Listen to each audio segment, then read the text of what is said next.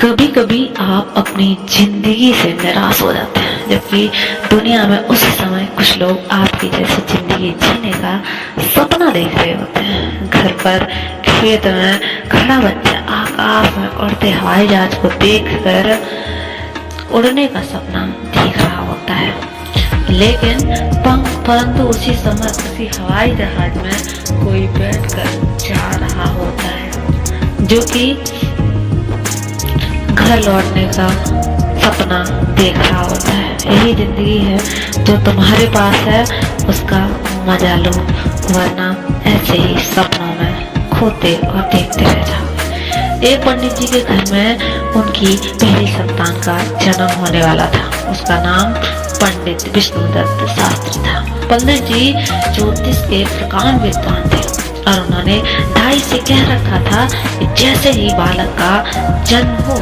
नींबू प्रसूति कक्ष के बाहर लुढ़का देगा। बालक जन्मा, लेकिन बालक रोया नहीं, तो दाई ने हल्की सी चपत उसके तलवों में दी और पीठ को मला और अंततः बालक रोने लग गया। दाई ने नींबू बाहर लुढ़काया और बच्चे के नाल आदि काटने की प्रक्रिया में व्यस्त हो गई। उधर पंडित जी ने गणना की तो उन्होंने पाया कि बालक की कुंडली में पितृहंता योग है, अर्थात उनके ही पुत्र के हाथों ही उनकी मृत्यु का योग है। पंडित जी तो शोक में डूब गए और अपने पुत्र को इस लांछन से बचाने के लिए बिना कुछ कहे बताए घर छोड़कर चले गए। 16 साल बीते। बालक अपने पिता के विषय में पूछता, लेकिन बेचारी पंडिताएं उनके जन्म की घटना के विषय में सब कुछ बताकर चुप हो जाती, क्योंकि उसे इससे ज्यादा कुछ नहीं पता था। अस्तु पंडित जी का बेटा अपने पिता के पग चिन्हों पर चलते हुए प्रकांड ज्योतिष बना।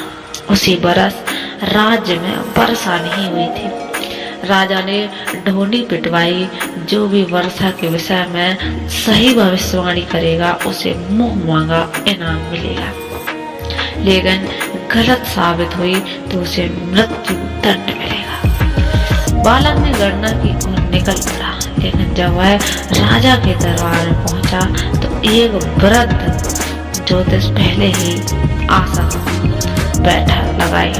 राजन, आज संध्या काल में ठीक 4 बजे वर्षा होगी, वृद्ध ज्योतिष ने ये कहा था।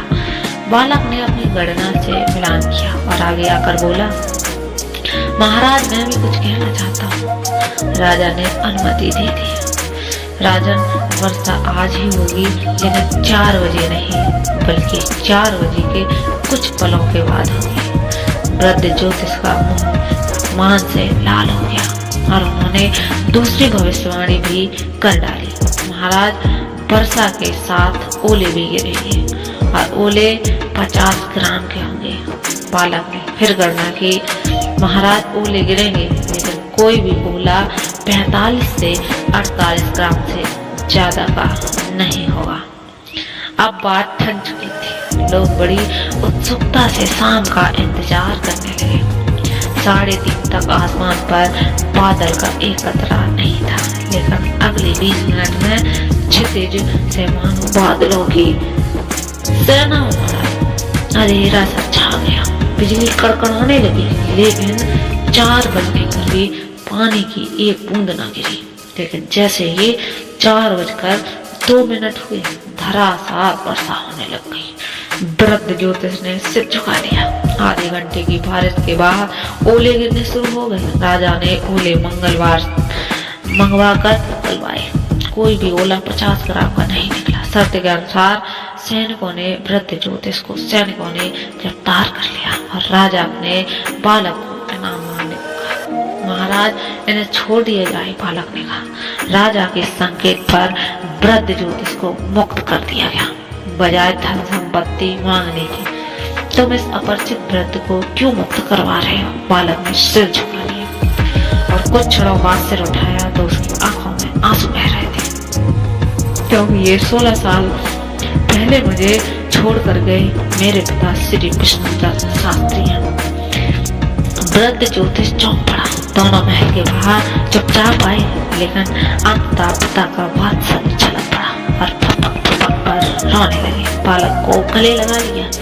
आखिर तुझे कैसे पता लगा कि मैं ही तेरा पिता विष्णुदत्त हूँ? क्योंकि आज की गणना तो सही करते हैं, लेकिन कॉमन सेंस का प्रयोग नहीं करते। बालक ने आंसुओं के मध्य मुस्कुराते हुए कहा। मतलब पिता हैरान था। वर्षा का योग 4 बजे का ही था, लेकिन वर्षा की बूंदों को पृथ्वी की सतह तक आने में कुछ समय तो लग ही जाता है। ओले 50 ग्राम के ही बने थे, लेकिन धरती तक आते आते कुछ पिघलेंगे कितने नहीं। और दाई माँ बालक को जन्म लेते ही नींबू थोड़े फेंक देंगी, उसे कुछ समय बालक को संभालने में लगेगा कि नहीं। और उस समय में ग्रह संयोग बदल भी तो सकते हैं, और पितृहंता योग पितृरक्षक योग में भी तो बदल सकता है ना। भगवान श्री राम ने भरत जी की प्रशंसा की तो उन्होंने कहा, प्रशंसा तो आपकी, क्योंकि मुझे आपकी छत्र छाया मिली है।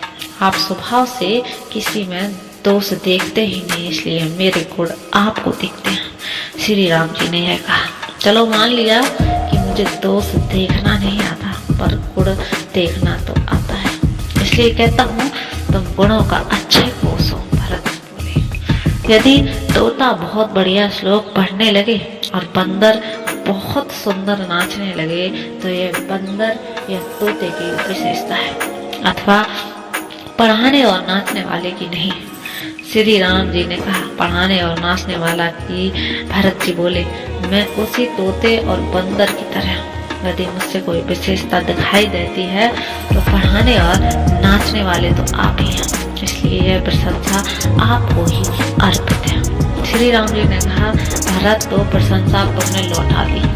भरत जी बोले, प्रभु प्रशंसा बचा लेना सबके बस का नहीं है, यह घमंड पैदा कर देती है, लेकिन आप इस प्रशंसा को बचाने में बड़े निपुण हैं।